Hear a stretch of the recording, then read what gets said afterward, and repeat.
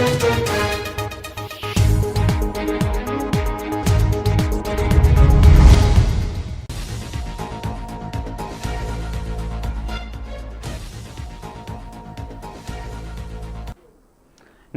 मैं हूं अनुपम कुमार और आप देख रहे हैं मिरर मीडिया।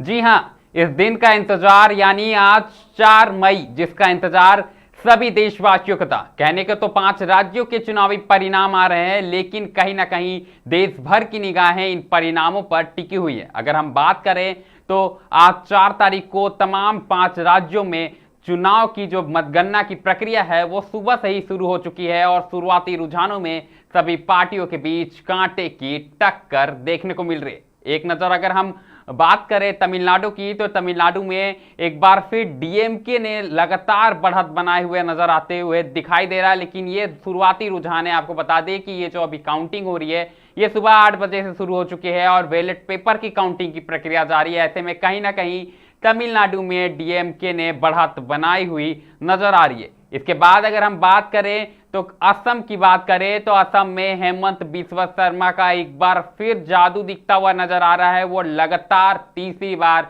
सत्ता की कमान में कहीं ना कहीं बढ़त बनाते हुए नजर आ रहे हैं। आपको बता दें कि अब तक के जो रुझान आए हैं उसमें हेमंत बिस्वा शर्मा यानी भाजपा को बहुमत मिलता हुआ नजर आ रहा है। लेकिन ये अभी शुरुआती रुझान है, अभी तो खेला होना बाकी है। खेला होना बाकी से अगर हम बात करें तो पश्चिम बंगाल, जी हां, पश्चिम बंगाल को नहीं भूला जा सकता है, क्योंकि पश्चिम बंगाल में इस वक्त का नजारा कांटे की टक्कर वाला देखने को मिल रहा है। ऐसे तो मौसम की अगर हम बात करें तो मौसम लगातार सुहाना बना हुआ है। माहौल में हर तरफ ठंडा का माहौल है, शीतल का माहौल है, लेकिन सियासत में इस बार गर्माहट तेज है। और ये जो गर्माहट है कोलकाता से लेकर दिल्ली तक नजर आ रही है और सबकी निगाहें इस वक्त जो टिकी हुई है वो पश्चिम बंगाल पर ही टिकी हुई है। लेकिन यहाँ पर हम केरलम और पांडुचेरी को भी नहीं भूल सकते, क्योंकि यहाँ भी आज जो है चुनावी परिणाम आने शुरू हो चुके हैं और सुबह से ही मतगणना की जो प्रक्रिया है वो जारी है।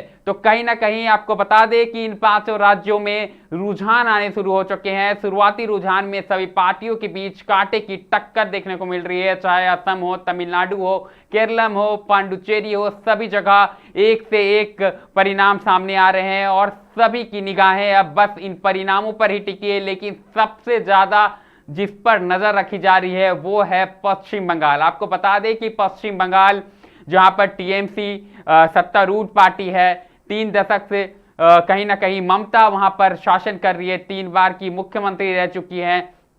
ऐसे में कहीं ना कहीं एक जो टक्कर है भाजपा टक्कर दे रही है। वामन जो दल है, तमाम जो दल है, कांग्रेस है, वहां पर चुनाव लड़ रही थी। लेकिन यहाँ पर जो बंगाल है वहां पर कांग्रेस और टीएमसी अलग अलग चुनाव लड़ रही है। ऐसे तो महागठबंधन की बात होती है, लेकिन टीएमसी यहाँ पर इंडिपेंडेंट चुनाव लड़ रही है, भाजपा को कांटे की टक्कर दे रही है। तो साफ तौर पर यहाँ पर जो नज़ारे हैं वो दिलचस्प होते हुए नजर आ रहे हैं। लेकिन एक बात यहाँ पर गौर करनी होगी कि पश्चिम बंगाल का इस बार का जो चुनाव है वो काफी ऐतिहासिक रहा है। आपको बता दें कि जब लोकसभा का चुनाव हुआ था तो उसमें 3 लाख से थोड़े से अधिक की मात्रा में सेंट्रल फोर्स की तैनाती की गई थी। लेकिन इस बार चुनाव आयोग ने पश्चिम बंगाल में कहीं ना कहीं 2 लाख 2.5 लाख से अधिक का सेंट्रल फोर्स तैनात किया था। और कई ऐसे मोड़ आए जहां पर हल्की फुल्की भगदड़ जैसी स्थिति बनी, तनाव की स्थिति बनी। लेकिन कहीं ना कहीं इस तनाव को चुनाव आयोग ने संभालते हुए सेंट्रल फोर्स ने अपना कमाल किया। लेकिन पहला ये चुनाव होगा जब ऐसी भी स्थिति आई है कि दोबारा वोटिंग की प्रक्रिया शुरू हुई। आपको बता दें कि 24 परगना जिला हो या फिर कोलकाता का डायमंड हार्बर हो, वहां पर ऐसी सीटें थी। कुल मिलाकर अगर हम बात करें तो 15 बूथों पर दोबारा मतदान की प्रक्रिया शुरू हुई, लोग दोबारा वोट देने पहुंचे। और वहीं अगर हम फाल्ता विधानसभा सीट की बात करें तो चुनाव आयोग ने फिलहाल फाल्ता विधानसभा सीट में चुनाव को रद्द कर दिया है और ये जो प्रक्रिया है अब मई में शुरू होगी। इसी बीच कहीं ना कहीं चुनाव की जो प्रक्रिया है, रुझान जो है वो आने शुरू हो चुके हैं। बड़ी खबर बता दे रहे, इलेक्शन ब्रेकिंग आ रही है। इसी बीच आपको बता दें कि इलेक्शन ब्रेकिंग आ रही है। बंगाल के भवानीपुर सीट के रुझानों में ममता बनर्जी पीछे चल रही। इस वक्त की बड़ी खबर बता दें कि भवानीपुर सीट वही सीट है जहां से कांटे की टक्कर देखने को मिल रही थी।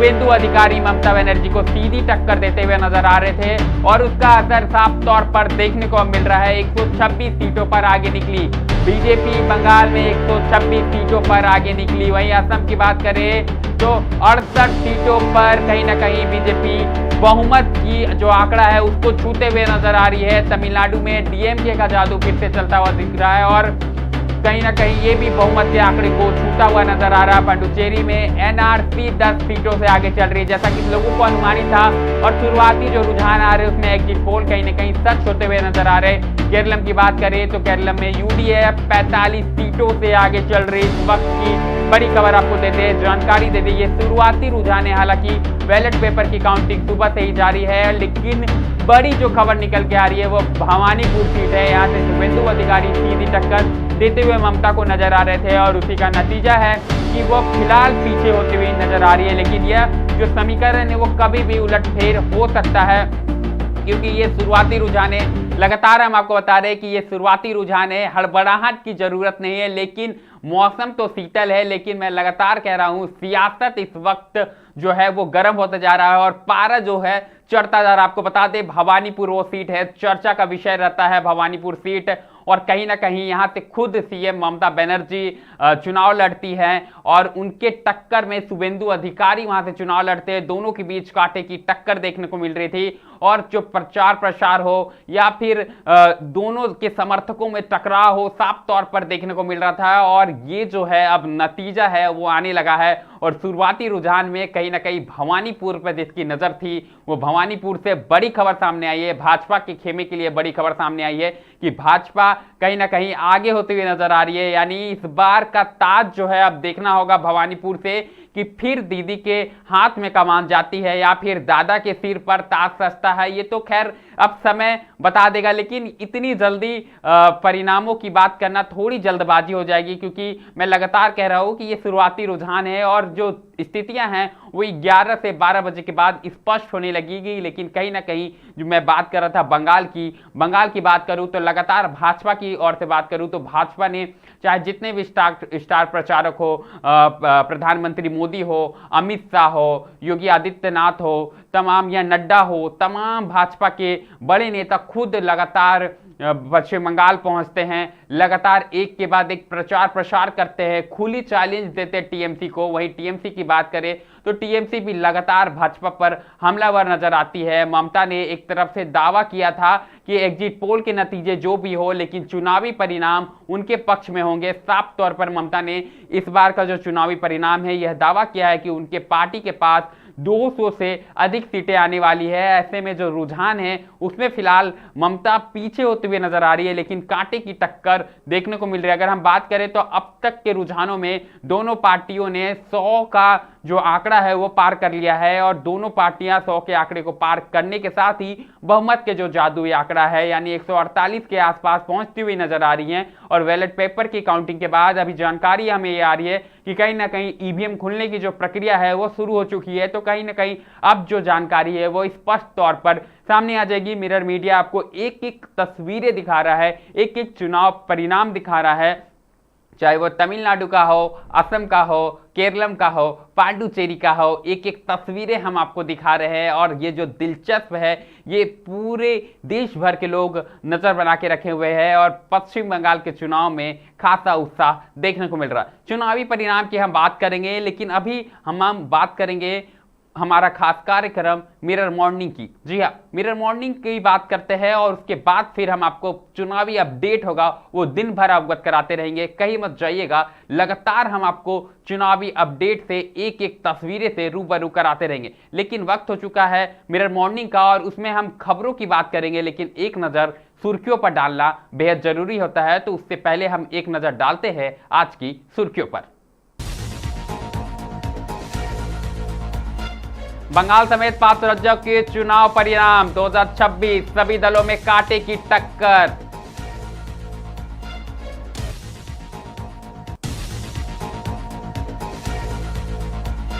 राज्यों में मतगणना किले में तब्दील, सुरक्षा के अभेद चक्र तैयार।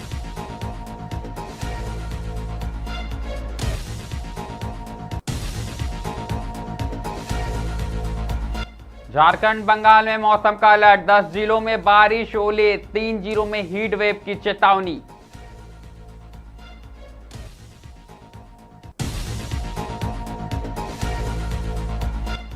महिलाओं की सेहत के योद्धा पैडमैन अरुणाचलम मुगरनाथम नोबेल शांति पुरस्कार 2026 के लिए नामांकित।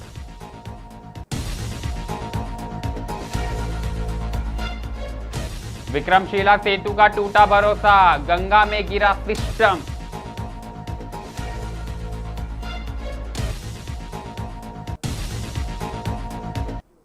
अब खबरें विस्तार से। जैसा कि हम लगातार चुनावी परिणाम की बात कर रहे थे, तो पहली खबर की अगर हम बात करें तो वो भी चुनावी परिणाम से ही संबंधित है। आपको बता दें कि पश्चिम बंगाल समेत 5 राज्यों के लोकतंत्र का सबसे अहम दिन आ चुका है, जहां मतगणना के साथ ही सियासी तस्वीर अब साफ होने लगी है।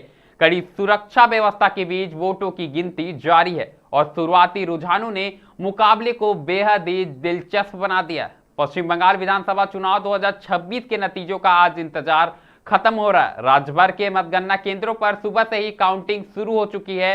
इस बार की अगर हम बात करें तो चुनावी मैदान में मुख्य मुकाबला ममता बनर्जी के नेतृत्व वाली पार्टी टीएमसी में साफ तौर पर नजर आ रही है। वहीं दूसरी ओर भारतीय जनता पार्टी भी कांटे की टक्कर देती हुई नजर आ रही है। शुरुआती रुझानों में दोनों दलों के बीच कांटे की टक्कर देखने को मिल रही है, जिसमें सियासी पारा हाई होता हुआ नजर आ रहा। वहीं पश्चिम बंगाल के साथ साथ असम, तमिलनाडु, केरलम और पांडिचेरी में भी मतगणना जारी है, जहां क्षेत्रीय समीकरण और राष्ट्रीय राजनीतिक दोनों का असर देखने को मिल रहा है। चुनाव आयोग द्वारा सभी मतगणना केंद्रों पर कड़ी सुरक्षा और पारदर्शिता के इंतजाम किए गए ताकि प्रक्रिया निष्पक्ष और शांतिपूर्ण संपन्न रहे।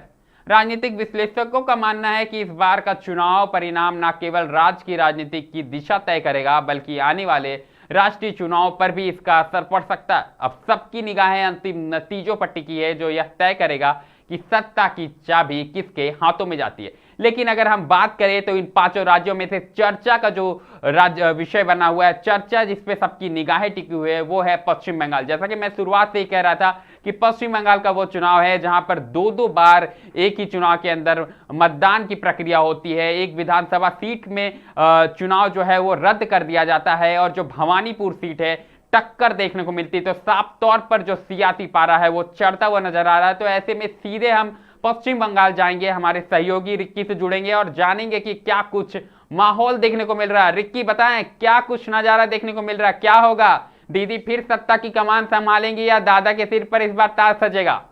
अभी देखा जा रहा है कड़ी सुरक्षा के बीच में विधानसभा सीट के लिए मतगणना आज कड़ी सुरक्षा की व्यवस्था के बीच में इंजीनियरिंग कॉलेज में शुरू होने जा रही है और मतगणना के चारों ओर सुरक्षा की मजबूत घेरे बनाई गई है। देखा जा रहा है अभी गिनती प्रक्रिया शुरू हुई है, जिससे देखा जा रहा है कि अभी कांटे की टक्कर चल रही है और देखा जा रहा है कि इसी बीच 6 विधानसभा के यहाँ आसनसोल इंजीनियरिंग कॉलेज में गिनती की जा रही है और जिससे तरह अभी गिनती में कुछ ही देखा गया है कि बीजेपी बहुत आगे जा रही है और टीएमसी कुछ ही पीछे में है। और देखा जा रहा है कि इन्हीं बीच में भाजपा अग्निमित्रा पाल ने कहा कि हम लोग यहाँ पश्चिम बर्दवान में 9 के 9 सीट लाने वाले हैं और हम लोग भारी मतों से जीत इस बार पश्चिम बंगाल में अपनी बीजेपी की सरकार बनाएगी। क्या जानकारी आ रही है रिक्की? चूंकि शुरुआती जो जानकारी आ रही थी इसमें ऐसा बातें सामने आ रही थी कि अभी जो बैलेट पेपर की काउंटिंग है वो शुरू हो चुकी है, तो क्या ईवीएम की काउंटिंग शुरू हो चुकी है? ना, अभी ईवीएम की काउंटिंग शुरू होने वाली है, पर बैलेट पेपर की काउंटिंग शुरू हो चुकी है, जिसमें बीजेपी की आगे बढ़ते हुए नजर आ रही है, जिससे देखा जा रहा है कि भाजपा लोग बहुत आगे बढ़ रहे हैं और टीएमसी के लोग कुछ पीछे जा रही है। टीएमसी के लोग पीछे जा रहे हैं, लेकिन कांटे की टक्कर देखने को मिल रही है। ऐसे में चुनाव आयोग की बात करें रिक्की, लगातार चुनाव आयोग पर इस बार के चुनाव में सवाल उठ रहे थे, सुरक्षा व्यवस्था को लेकर सवाल उठ रहे थे, स्ट्रॉन्ग रूम को लेकर सवाल उठ रहे थे। तो ऐसे में चुनाव आयोग की क्या कुछ तैयारी देखने को मिल रही है? इस बार चुनाव आयोग की खूब भूमिका देखने को मिली है कि जिस तरह कड़ी सुरक्षा के बीच की गई है, जिस तरह से केंद्र वाहिनी उतारा गया है, पुलिस फोर्स को आसनसोल दुर्गापुर पुलिस के देखा जा रहा है एकदम कड़ी सुरक्षा दी जा रही है, एक एक जना के नजर में रखी गई है और कड़ी सुरक्षा के बीच जांच के बाद अंदर के गिनती गण में जाने दिया जा रहा है। एक बात बताइए रिक्की, चूंकि ये पहला चुनाव होगा जिसमें कहीं ना कहीं हाई कोर्ट हो, सुप्रीम कोर्ट हो, चुनाव आयोग हो, सभी को कहीं ना कहीं इस चुनाव में घुसना पड़ा। और साफ तौर पर सुप्रीम कोर्ट का बयान कहीं ना कहीं सामने आता है। टीएमसी की ओर से अपील की जाती है कि केंद्रीय पर्यवेक्षकों को ही काउंटिंग में शामिल किया जा रहा है। इसके खिलाफ वो हाई कोर्ट जाती है, फिर सुप्रीम कोर्ट जाती है, और कहीं ना कहीं ये पहला ही चुनाव होगा जिसमें कई बूथों पर दोबारा चुनाव हुए। फाल्टा विधानसभा सीट की बात करें तो वहां पर चुनाव रद्द कर दिए गए। तो क्या कहिएगा, इस बार का चुनाव कितना अलग रहा है? इस बार के चुनाव देखा गया बहुत ही अलग, क्योंकि बंगाल का इतिहास कहा गया कि जब जब चुनाव हुए तब तक बहुत ही हिंसा हुई, पर इस बार देखा गया कि एक बार भी हिंसा नहीं हुई है। शांतिपूर्वक ढंग से चुनाव की गई। पर वोट की गिनती के बाद देखा जा रहा है कितनी शांतिपूर्वक गिनती रहेगी। पर यहाँ बोला गया है कि वोट की गिनती के बाद भी जो पक्ष जीतेंगे उसके बाद भी यहाँ केंद्र वाहिनी 60 दिनों तक, मतलब 2 महीने तक यहाँ सेंटर फोर्स रहेगी, जिससे शांतिपूर्ण ढंग से रहा जा सके बंगाल में। और इस बार की चुनाव बहुत ही शांति ढंग से हुई है। अगर हम बात करें रिकी, चूंकि पश्चिमी बर्धमान की बात करें, खासकर आसनसोल क्षेत्र की बात करें, रानीगंज दुर्गापुर क्षेत्र की बात करें, तो यहां भी कांटे की टक्कर देखने को मिल रही थी। और जैसा कि अभी बूथों पर काउंटिंग की प्रक्रिया शुरू हो चुकी है, तो क्या कुछ माहौल देखने को मिल रहा है? दोनों कार्यकर्ताओं, दोनों के समर्थकों के बीच क्या कुछ माहौल देखने को मिल रहा है? अभी दोनों के तरफ का माहौल, बीजेपी का बहुत माहौल देखने को मिल रहा है, क्योंकि बीजेपी की बढ़ते जा रही है आगे। इससे खातिर माहौल उन लोग के उत्साह में देखा जा रहा है। और तृणमूल कांग्रेस की ओर से अभी निराशा देखा जा रहा है कि क्योंकि वो लोग के कार्यकर्ता शांत बैठे हुए हैं, सोच रहे हैं अभी भी हम लोग सीट बढ़ा सके। इससे खातिर कांटे की टक्कर चल रही है। देखा जा अब किसकी जीत और किसकी हार। जी बिल्कुल रिक्की, लेकिन एक तरफ जहां टीएमसी और बीजेपी के बीच कांटे की टक्कर देखने को मिल रही है, वहीं अगर हम बात करें वाम दल की बात करें, कांग्रेस की बात करें, तो उनके खेमे में क्या कुछ स्थिति है, क्या कुछ नजारा देखने को मिल रहा है? अभी तक वो लोग के वाम दल और कांग्रेस के कुछ नजारा देखने को नहीं मिल रहा है। अभी तक वो लोग के दूर दूर तक की पता नहीं चल रहा। पर ये दोनों भाजपा, बीजेपी और आपके तृणमूल कांग्रेस, दोनों कांटा की टक्कर चल रही है दोनों के बीच में। जी बिल्कुल रिक्की, पल पल की आप हमें अपडेट देते रहे, जानकारी के लिए बहुत बहुत धन्यवाद। तो साफ तौर पर आप हमारे सहयोगी रिक्की को सुन पा रहे थे, किस कदर आसनसोल हो या पश्चिमी बर्धमान हो, कांटे की टक्कर देखने को मिल रही है। और बीजेपी में उत्साह जो है वो अब चरम पर पहुंचता जा रहा है, क्योंकि शुरुआती जो जानकारी आ रही है, बैलेट पेपर की काउंटिंग की प्रक्रिया पूरी होते हुए नजर आ रही है और इसमें भाजपा बढ़त बनाए हुए है। लेकिन इंतजार करना होगा आपको, क्योंकि ये केवल बैलेट पेपर की काउंटिंग है, ईवीएम की काउंटिंग अभी बाकी है। और ईवीएम खुलने के बाद यानी दोपहर के 12 से 1 बजे के बीच कहीं ना कहीं जो चुनावी नतीजा है वो धीरे धीरे स्पष्ट होने लगता है। लेकिन इस बार की अगर बंगाल की जनता की बात करें तो उन्होंने लोकतंत्र की जो प्रक्रिया है उसमें जमकर भाग लिया है और 90% से अधिक मतदान देकर कहीं ना कहीं लोकतंत्र को मजबूत किया है। और यही तो भारत की खूबसूरती है, जहां पर चाहे दल कितने भी शक्तिशाली हो, कितनी बार भी शासन करते हो, लेकिन अंतिम परिणाम है वो है जनता को ही तय करना होता है। लेकिन इसके बाद जो अगली खबर है वो भी चुनाव से ही जुड़ी है। आपको बता दें कि चुनाव आयोग ने मतगणना को लेकर सुरक्षा के अभूतपूर्व इंतजाम किए। जी हां, पश्चिम बंगाल के सभी मतगणना केंद्रों को किले में तब्दील कर दिया गया, जहां 700 कंपनियां केंद्रीय बलों की तैनात कर दी गई हैं।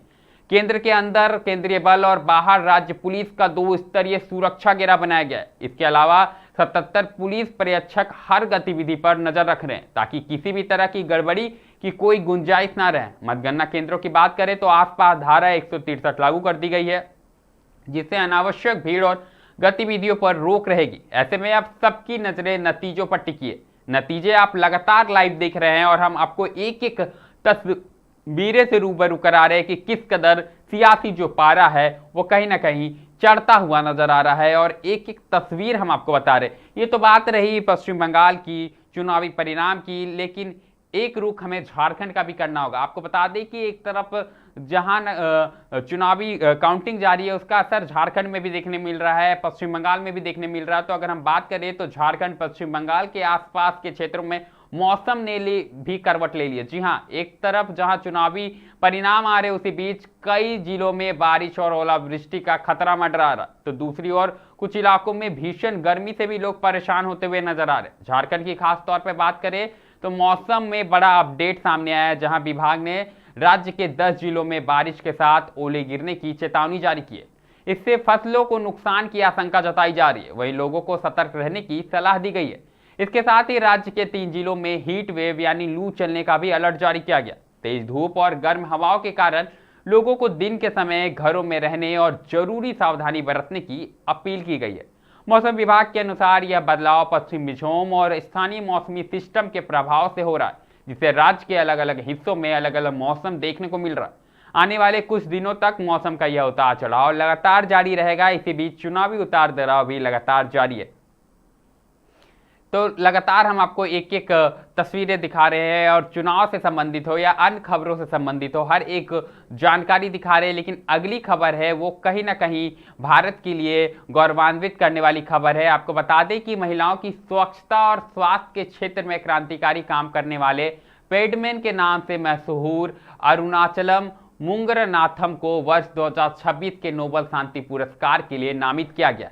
यह नामांकन न केवल उनके वर्षों के संघर्ष और समर्पण का सम्मान है, बल्कि महिला स्वास्थ्य और स्वच्छता के प्रति वैश्विक जागरूकता को भी नई दिशा देती है। तमिलनाडु के एक साधारण परिवार से आने वाले मुंगरनाथम ने कम लागत में सैनिटरी पैड बनाने की मशीन विकसित कर लाखों महिलाओं तक सस्ती और सुरक्षित सुविधा पहुंचाई। उनके इस नवाचार ने ग्रामीण और पिछड़े इलाकों में मासिक धर्म से जुड़े सामाजिक वर्जनाओं को तोड़ने में अहम भूमिका निभाई। उनकी पहल से देश ही नहीं बल्कि दुनिया के कई हिस्सों में महिलाओं को आत्मनिर्भर बनने का अवसर मिला। आज उनके मॉडल को कई देशों में अपनाया जा रहा है, जिससे महिला सशक्तिकरण को मजबूती मिल रही है। विशेषज्ञों का मानना है कि यह नामांकन सामाजिक बदलाव की दिशा में उनके असाधारण योगदान की एक वैश्विक पहचान है। यदि उन्हें यह सम्मान मिलता है तो यह भारत के लिए गर्व का क्षण होगा और महिला स्वास्थ्य के मुद्दे को अंतर्राष्ट्रीय मंच पर और भी मजबूती मिलेगी। कुल मिलाकर बात करें तो कहीं ना कहीं यह एक बड़ी उपलब्धि मानी जा रही है और सभी के लिए यह गर्व का पल है। ये तो बात रही गर्व वाली खबर की, लेकिन इसके बाद हम एक बार रुख करेंगे बिहार का। जी हाँ, झारखंड और बंगाल की बात हो और उसमें बिहार ना शामिल हो, ये कैसे हो सकता है? ऐसे में बिहार की बात करना जरूरी है। बिहार में एक बार फिर पुलों की हालत ने चिंता बढ़ा दी। आपको बता दें कि भागलपुर का अहम विक्रमशिला सेतु सोमवार तड़के हादसे का शिकार हो गया, जब पुल एक हिस्सा अचानक से गंगा नदी में जा गिरा। शुरुआती जानकारी आ रही है कि पिलर नंबर 133 के पास स्लैब धंसने से यह घटना हुई। गनीमत रही कि उस समय कोई वाहन मौजूद नहीं था, जिससे बड़ा हादसा होते होते टल गया। प्रशासन की बात करें तो प्रशासन ने एहतियातन पुल पर आवाजाही रोक दी है, जिससे उत्तर और दक्षिण बिहार के बीच संपर्क प्रभावित खत्म हो चुका। गौर करने वाली बात यह है कि इस पुल की स्थिति को लेकर पहले भी कई बार सवाल उठ चुके हैं, तो लगातार बिहार के पुल पर सवाल उठते आ रहे थे और कहीं ना कहीं यह बड़ा सवाल एक बार फिर उठता हुआ नजर आ रहा है। रुख अब धनबाद का करेंगे। धनबाद के बरवड्डा से अगली खबर है, लेकिन इसी बीच हम आपको लगातार चुनावी ब्रेकिंग बता रहे, इलेक्शन ब्रेकिंग बता रहे। बड़ी खबर सामने आ रही है यहाँ पर कि असम के शुरुआती रुझानों में बीजेपी को बहुमत। लगातार जैसा कि मैं शुरुआत से ही कह रहा था कि हेमंत बिश्व शर्मा की जो एक छवि है वो असम के लोग पसंद करते हुए नजर आ रहे हैं। 126 सीटों से 71 सीटों पर कहीं ना कहीं उन्होंने बढ़त बनाते हुए नजर आ रही है। भाजपा बंगाल के भवानीपुर से ममता बनर्जी पीछे चल रही है, लगातार वो पीछे चल रही है। आपको इस वक्त की बड़ी खबर दे दें कि पीछे चल रही है बीजेपी 155, टीएमसी 121 सीटों पर आगे चल रही है। तो ये बहुमत का जो आंकड़ा है 148, उसे बीजेपी फिलहाल छूती हुई नजर आ रही है। केरलम की बात करें तो यूडीएफ 65 सीटों पर आगे चल रही है, तो केरलम में भी कांटे की टक्कर देखने को मिल रही थी। तमिलनाडु में जैसे कि तस्वीर सामने आ रही थी, डीएमके 67 सीटों पर आगे चल रही है, बढ़त बनती हुई नजर आ रही है।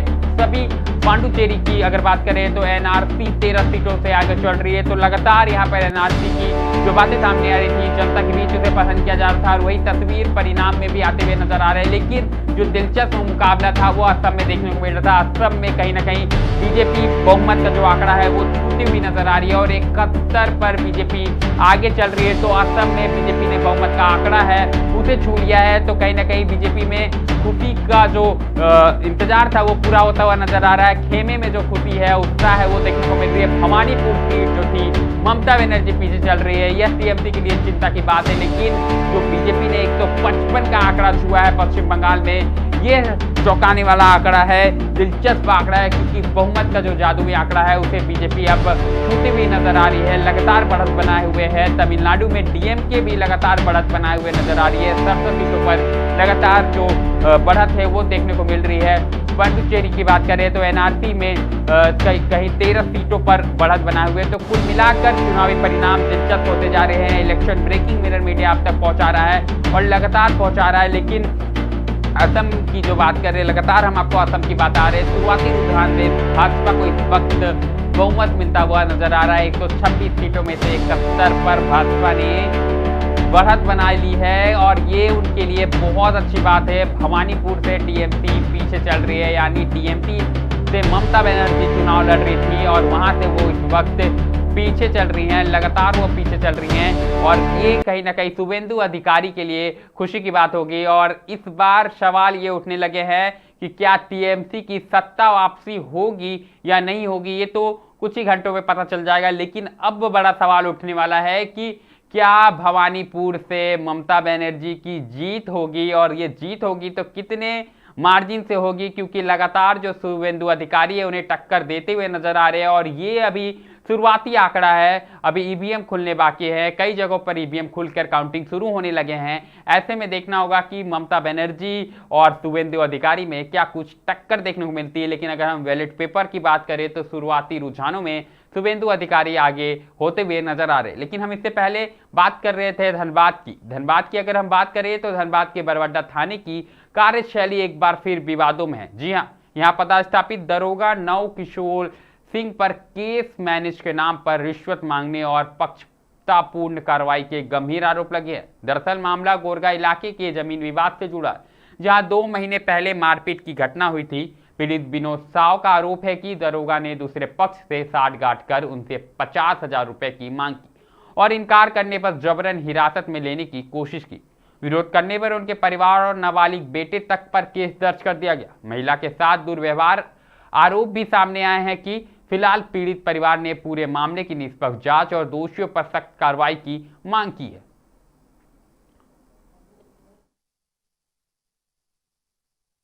महीना पहले भी हमारा घोतिया भैया से लड़ाई हुआ, जिस बीच में झगड़ा झंझट होने के बाद मारपीट कर दिया। हम लोगों को घायल हो गया, दुर्गापुर में भर्ती है, उसको बचा के रिटर्न ले आए किसी तरह। उसके बाद हम लोग को केस कोर्ट चला गया, जिसमें से हम लोग को बेल करवाने का रिजेक्ट किया। उस हिसाब से हमने रिजेक्ट करने के बाद हम लोग रांची कोर्ट गया, रांची कोर्ट में अप्लाई किए हैं और करने के बाद जिस बीच हमने अपना दुकान चला रहे हैं, छोटा मोटा एगो मटन का दुकान, उसमें से नवल किशोर सिंह आया और बोला कि मटन दो। उसने 1 किलो मटन लिया और मटन लेके बोला पैसा दो, तो पैसा नहीं दिया तो बोला कि जो और 50,000 रुपया लगेगा आना था तुमको अंदर कर देंगे। उस बीच हमने पैसा मांगा तो बोला कि जो नहीं पैसा नहीं देंगे। उसी बीच मेरा हाथापाई करने लगा।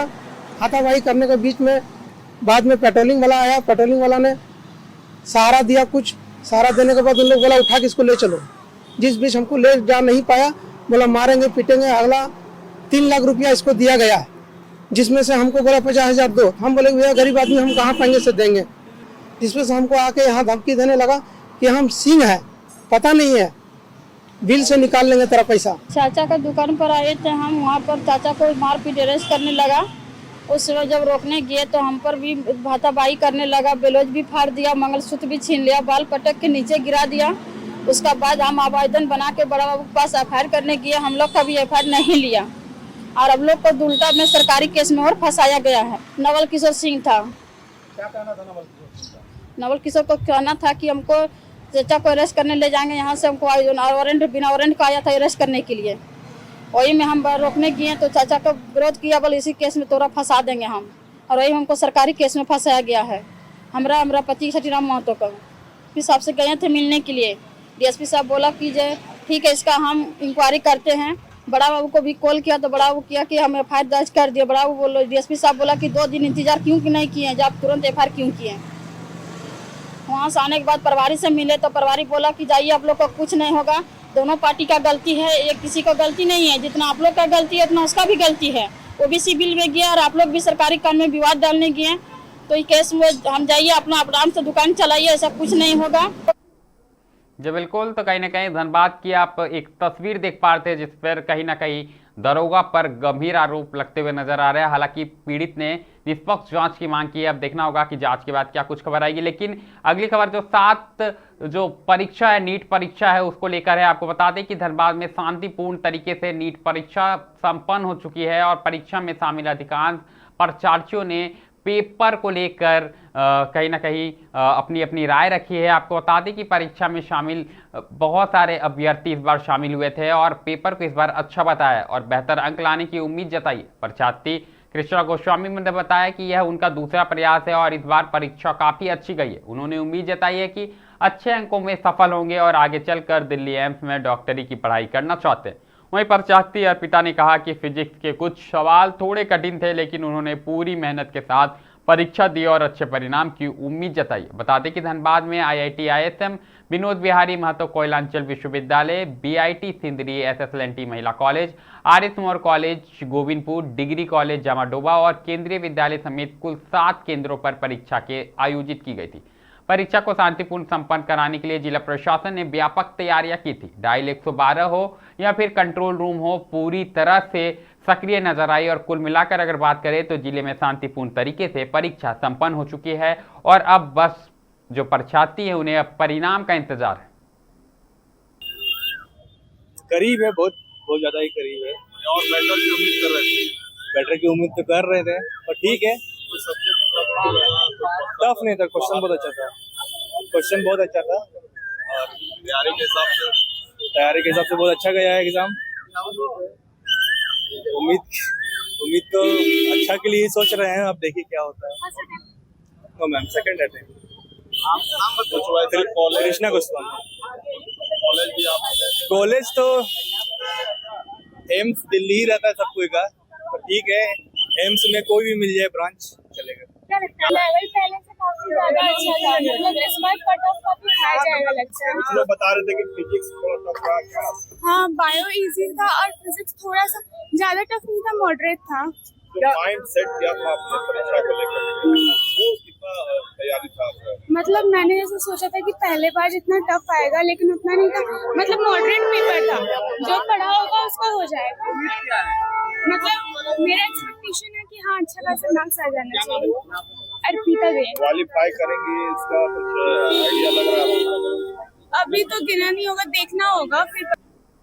तो बिल्कुल, तो लगातार अब बात हो गई खबरों की, लेकिन लगातार हमारी नज़र और सबकी निगाहें अब परिणामों पर ही टिकी है। चाहे वो तमिलनाडु हो, असम हो, केरलम हो, पांडुचेरी हो या फिर पश्चिम बंगाल हो। लेकिन इस वक्त जो है जो नज़ारा देखने को मिल रहा है वो तो दिलचस्प नज़ारा देखने को मिल रहा है। तमाम राज्यों में ही नज़ारा देखने को मिल रहा है, लेकिन कहीं ना कहीं पश्चिम बंगाल से जो है वो अलग ही नज़ारा देखने को मिल रहा है। और सबसे बड़ी खबर यही है कि भवानीपुर सीट से ममता बनर्जी फिलहाल पीछे चल रही है और जो शुरुआती जानकारी आ रही है, बैलेट पेपर की काउंटिंग की प्रक्रिया पूरी हो चुकी है, EVM की काउंटिंग की प्रक्रिया शुरू हो चुकी है और ऐसे में 155 सीटों पर फिलहाल भाजपा बढ़त बनाए हुए है। तो कहीं ना कहीं अगर ये स्थिति जारी रही तो उसके हिसाब से भाजपा ने जो एक जादुई आंकड़ा होता है बहुमत का, उसे पार करते हुए फिलहाल नजर आ रही है। लेकिन असम की एक बार बात करें तो हेमंत बिश्व शर्मा का जादू एक बार फिर चलता हुआ नजर आ रहा है और पार्टी ने 126 सीटों में से 71 सीटों पर बढ़त बना ली है और जो एक बहुमत का जादुई आंकड़ा है उसे छूती हुई नजर आ चुकी है। जी हाँ, अगर हम DMK की बात करें, तमिलनाडु की बात करें, तो वहां पर ही कहीं ना कहीं DMK का जादू चलता हुआ नजर आ रहा है और पार्टी बहुमत की ओर छूती हुई नजर आ रही है। केरलम पांडुचेरी की बात करें तो लगातार वहां पर क्षेत्रीय जो पार्टी हैं वो दमखम के साथ नजर आ रही है। लेकिन एक बात आपको बता दूं कि इस बार के जो चुनाव में असम और पश्चिम बंगाल को छोड़कर अगर हम 3 राज्यों की बात करें, तमिलनाडु हो, केरल हो या फिर पांडुचेरी हो, कहीं ना कहीं यहाँ पर क्षेत्रीय जो दल है उनका दबदबा साफ तौर पर शुरुआती रुझानों में देखने को मिल रहा है। लेकिन पश्चिम बंगाल की भी यहाँ पर बात करनी होगी, वहाँ पर भी TMC का खासा दबदबा देखने को मिल रहा है। लेकिन इन तीनों राज्यों में शुरुआत से ही कहीं ना कहीं क्षेत्रीय दलों का जो एक दबदबा रहता है वो देखने को मिल रहा है और उसी का असर है कि साफ तौर पर लगातार ये क्षेत्रीय दल बढ़त बनाए हुए नजर आ रहे हैं। लेकिन असम की बात करें तो असम में भाजपा का जो प्रचार प्रसार है वो साफ तौर पर नजर आ रहा था। लेकिन दिलचस्प होगा असम के चुनाव में कि इस बार असम के चुनाव में हेमंत सोरेन भी उतरते हुए नजर आए थे। लगातार कल्पना सोरेन के साथ वो चुनाव प्रचार कर रहे थे और असम चुनाव का असर झारखंड में भी देखने को मिल रहा था। और ऐसे में अभी फिलहाल उन्हें वैसा कुछ असर देखने को नहीं मिल रहा है। हालांकि यह अंदेशा लगाया जा रहा था कि हेमंत सोरेन के चुनावी दौरे से, चुनाव के ऐलान से कहीं ना कहीं बीजेपी को इसका प्रभाव देखना पड़ सकता है, बीजेपी पर इसका प्रभाव साफ तौर पर नजर आएगा, ऐसी आकांक्षाएं लगाई जा रही थी। लेकिन फिलहाल जेएमएम का वहां पर कोई खाता हुआ खुलता नजर नहीं आ रहा है और हेमंत सोरेन का जादू कोई चलता हुआ नजर नहीं आ रहा है। लेकिन हेमंत बिस्वा शर्मा का जादू फिलहाल तो चल चुका है असम में और भाजपा जो है वो बहुमत की ओर बढ़ती हुई नजर आ रही है। लेकिन चर्चाएं थी कि हेमंत सोरेन असम जाते हैं, उनके साथ कल्पना सोरेन जाती हैं असम, टक्कर की बात होती है। लगातार जो विरोधी है भाजपा है वो लगातार तंज भी कसती है कि झारखंड छोड़ अब हेमंत सोरेन असम की राह पर चले। लेकिन वो जो राह है कहीं ना कहीं अब उन्हें वापस झारखंड ही आना पड़ेगा, क्योंकि फिलहाल जो वो तस्वीरें हैं जिसकी उम्मीद कर रहे थे हेमंत सोरेन, एक आदिवासी बहुल क्षेत्र है असम, ऐसे में साफ तौर पर हेमंत सोरेन ने आदिवासी समाज के लोगों को साधने का कोशिश किया, उनको अपने प्रस्तावों को पेश किया। लेकिन कहीं ना कहीं अभी फिलहाल जो आदिवासी समाज है भाजपा के साथ ही रहना चाहता है और उन्हें फिलहाल वापस झारखंड लौटना पड़ेगा हेमंत सोरेन को, क्योंकि जो ताजा आंकड़े आ रहे हैं उसमें हेमंत सोरेन के लिए कोई अच्छी खबर नहीं है। लेकिन भाजपा के लिए फिलहाल अच्छी खबर है। कांग्रेस की बात करें तो कांग्रेस भी लगातार पीछे चल रही है और एक एक तस्वीरें जो है वो अब सामने आने लगी है। लेकिन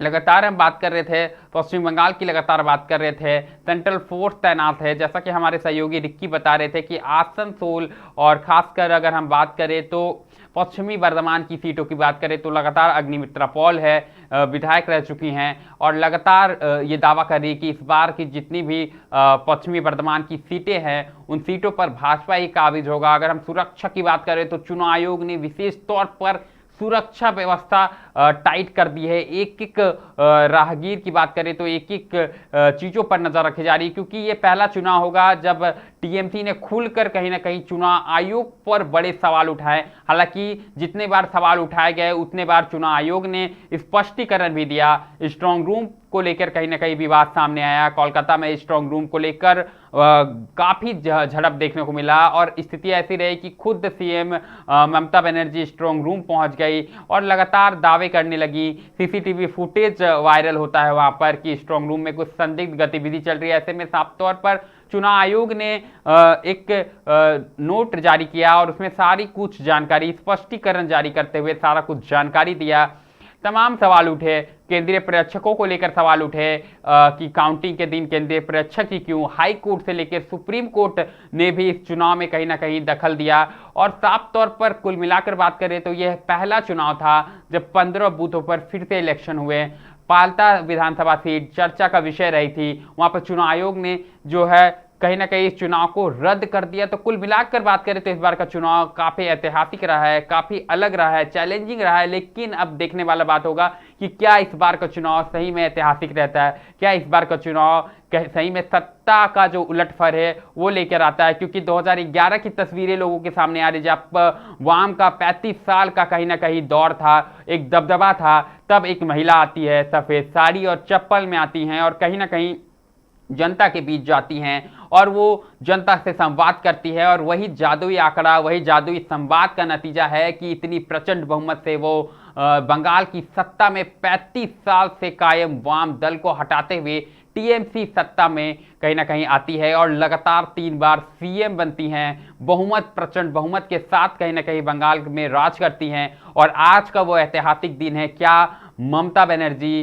टीएमसी दोबारा सत्ता पर काबिज हो पाती है या फिर ये वही दौर है, ये 2011 वाला दौर है जब एक बार फिर बंगाल में सत्ता की जो कमान है भाजपा के पास आने वाली है। क्योंकि ये पहला क्षण होगा जब पश्चिम बंगाल में भाजपा बहुमत लेके सरकार बनाएगी अगर चुनावी परिणाम में भाजपा को बढ़त मिलती है। हालांकि मैं फिर बोल रहा हूं कि ये शुरुआती रुझान है, लेकिन ये पहली बार होगा जब टीएमसी के बाद भाजपा की सरकार आएगी। लेकिन बंगाल के इतिहास की अगर बात करें तो यहाँ पर शुरुआती जो नतीजे हैं वो ऐसे ही देखने को मिल रहे। एक दशक में कांग्रेस लंबे समय तक बंगाल में राज करती है, कांग्रेस के अलावा वहां पर कोई दल टक्कर नहीं दे पाता है। उसके बाद फिर वाम का दौर शुरू होता है, उसके बाद टीएमसी का दौर शुरू होता है और फिर भाजपा अब कांटे की टक्कर टक्कर देते हुए नजर आ रही है। तो अब लोगों को यही लग रहा है कि क्या इस बार वो जो दौर की प्रक्रिया चलती आ रही है क्या फिर शुरू होने वाला है और भाजपा की कहीं ना कहीं बंगाल में शासित होने वाली है, या फिर एक बार फिर दीदी का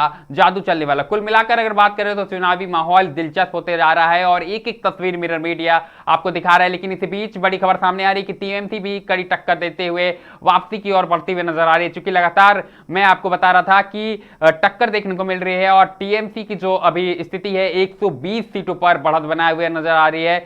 और भाजपा की बात करें तो उन्होंने जादुई आंकड़ा जो है 148 सीटों को छूते हुए 168 का आंकड़ा कहीं ना कहीं पहुंचता हुआ नजर आ रहा है। तो भाजपा के खेमे में खुशी की लहर है और लगातार कांटे की जो टक्कर है वो देखने को मिल रही है। तो लगातार हम आपको एक एक तस्वीर दिखा रहे हैं चुनावी परिणाम के, चाहे कोई भी राज्य के हो, 5 राज्यों में कांटे की टक्कर देखने को मिल रही है। लेकिन अगर हम बात करें पश्चिम बंगाल में तो कांग्रेस भी अब धीरे धीरे उसका खाता खुलता हुआ नजर आ रहा है। तो कहीं मत जाइएगा, यहीं पर एंड करते हैं और फिर अगले खबर में फिर हम आपसे मुलाकात होगी।